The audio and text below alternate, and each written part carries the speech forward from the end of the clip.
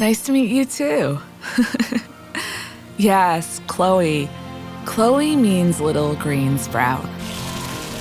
My parents never stopped telling me stories about the adventurous trips we were having when I was a kid.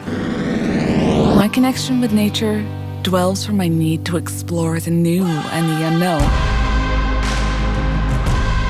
I prefer feminine utility clothes that suit today's adventurous woman. 4 words that describe me. One would be curiosity, adventure, originality, and true beauty. What's the title of my next great adventure? Life. Why? Because life is the greatest adventure. Life is now. Am I ready? I am. I stay ready so that I don't have to get ready.